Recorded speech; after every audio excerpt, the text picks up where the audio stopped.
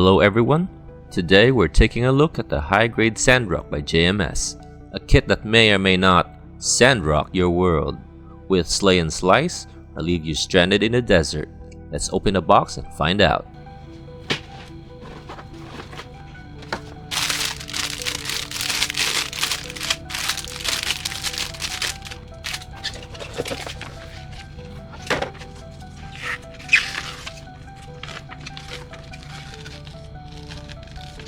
JMS's bootleg kits are becoming easier to recognize these days. They're developing their own aesthetics for the box. As you can see here, this is a two-piece box. The bottom part is made of cheap 3-ply cartons while the top is matte laminated stock paper decorated with cool-looking line art. This kit has 10 runners, but 3 of those are tiny ones, so it's more like 7. The plastic is ABS plastic molded cleanly. I don't see any mold flashes or faults. Some parts are unagated, surprisingly. I don't know if this is the case with the original kit or JMS improvised this. Please let me know in the comments. The manual is printed on a semi-gloss single sheet with each page smaller than the standard size. The quality of print this time around is not as sharp. You can still read and see the details well, but it's a wee bit blurry in certain parts. There's a simple base stand that comes in clear black, not standard color, but much appreciated since I think they're the best looking ones. The stickers are printed nicely and are cut very precisely. This combo that I got comes with custom water slide decals for the Sandrock. I won't apply them for now, but maybe at a later date.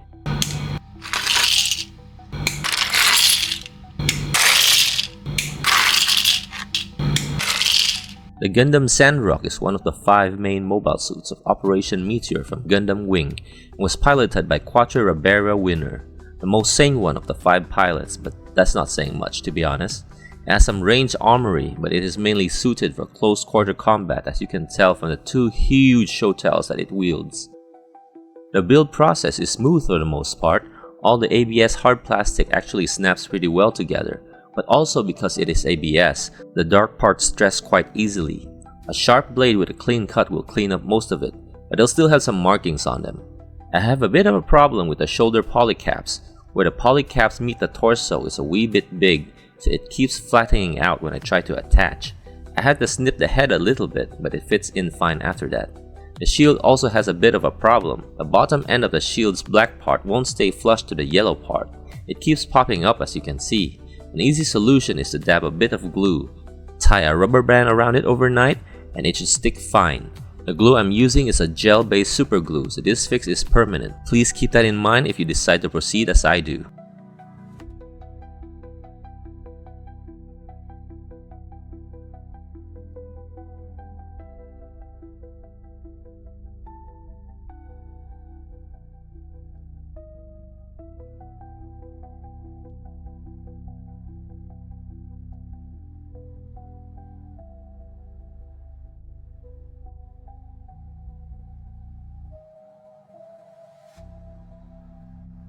For the simplicity of this kit, the articulation is surprisingly well above average even. The head spins a full 360 and can swivel back and forth pretty well. Side-to-side swivel is almost non-existent. The shoulders spin a full 360 and can also swing all the way up. The upper arms spin a full 360 and the elbow can fold parallel thanks to the double joint. The waist can spin a full 360. There's barely any ab crunch to the front, but there's a little to the back. The front skirts go all the way up. The side skirt got a limited range. The back skirt got articulation and can go pretty far up. The thighs going sideways are pretty limited due to the side skirts. The thighs going front and back is really good. That's like a 200-degree range. Upper leg can spin a full 360.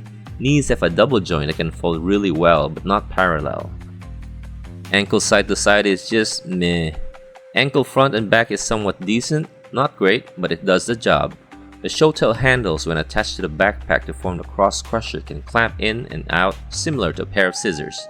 All in all, articulation is alright. Aside from the front to back range of the thighs and the back skirt, the rest of the joints are pretty standard. It's even kind of limited in some places like the side skirts. The accessories that come with the high-grade Sandrock is somewhat limited due to the lack of range weapon, but that is by design. We got 3 pairs of hands, 1 pair of standard weapon holding hands, one pair of angled weapon holding hands for holding the showtails dramatically, and one pair of open hands for some expressive expressions. For the weapons, we have two showtail handles that can be attached to two normal showtail blades or two heated showtail blades. The heated showtail blades are made from clear, hard plastic that is very similar to what this base stand is made of. This plastic gets scratched easily, so handle with care. They are not UV reactive, so they do not glow under UV light. We also got the shield, which can be used as a standard shield. It can also combine with a backpack and the two showtails to form the Cross Crusher. The Cross Crusher by itself looks an awful lot like a scarab, which fits the Sandrock's desert theme really well. The designer definitely got cheeky with this weapon design, and I really appreciate it. The visual design of the high-grade Sandrock falls well within the safe margin of what one would think of as a high grade. The proportion is anime accurate and the color separation is passable. It has a sheet of stickers for additional details, but not too big. The showtails and their combined form, the Cross Crusher, fits extremely well with a desert melee theme. The high-grade Sandrock doesn't stand out too much, but the looks and colors are well suited for what it was designed for. The surface detail of this kit is rather minimal, but the ones that it does have is rather effective, especially in the shoulders and the side of the knees when panel lined.